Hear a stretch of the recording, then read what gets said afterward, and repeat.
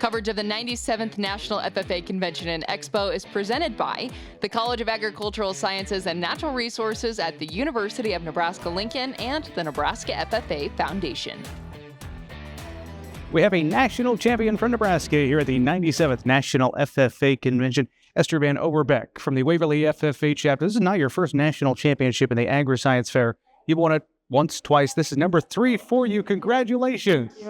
How did it feel being on the stage? You've been there before. It was really nerve-wracking, especially competing against someone from one of my home chapters in Oklahoma. And obviously, I'm so proud of Lauren because we were number 1 and 2. And so I'm really fortunate for this opportunity. Well, this is the Agriscience Fair. Your division was Social Science Division 3. Tell me about what is Agriscience Fair? Yeah, so it's a self-conducted research project that you start with a collaboration. So I collaborated with not only peer-reviewed studies, but also industry professionals.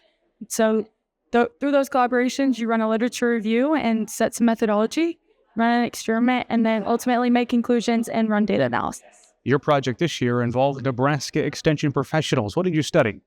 I looked at whether North Central Region Extension professionals viewed plant-based products as microbiologically riskier than ground beef. And so I sent that not only to Nebraska Extension professionals, but also to the extended professionals with a food safety expertise in the North Central region. What were some of your findings? I found that there's a knowledge gap, not only with ground beef and those known products, but also with those plant-based products. When I asked them to identify the proper cooking temperature for beef steaks, ground beef patties, chicken breasts, and Impossible burgers, only 50% were able to tell me the correct cooking temperature for a ground beef patty. And so that kind of matches up with my founding study, which stated that knowledge retention only lasts for 3 to 5 years. And so when I asked those demographic questions, I was able to understand that most of them had been in their job for 3 or 5 years or more. And so they matched up perfectly. Yeah. Sounds like an interesting project. Why Agriscience Fair? You've been obviously very involved with this at the national level. What about it excites you? I found a passion for it in 8th grade. I was really pushed by my ag teacher in Stillwater, Oklahoma, by Mr. Branscombe, to compete in something that I never tried before. And so he encouraged me to set some methodology and to gain experiences. And ultimately, I fell in love with it. And so that's what got me here today.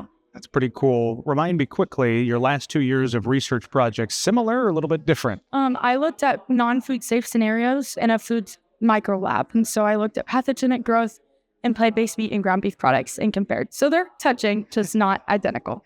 Should other students in FFA consider the Agriscience Fair?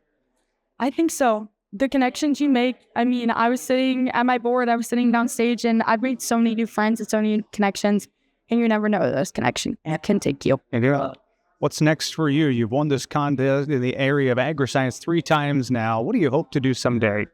I want to be an ag teacher in the state of Nebraska for at least a little bit of my career. Then I want to go back to industry and work in the meat science industry. What is it about ag education that makes you interested? Just the impact they can make on their students, whether that's Mrs. Spath or Mr. Branscombe or any of the other ag teachers that I've been touched or fortunate enough to have in class. I want to be able to make that impact on the next generation of agriculturalists. Well, Esther, congratulations to you. Esther VanOverbeke of the Waverly FFA chapter, national champion in the area of Agriscience Division 3 Social Science.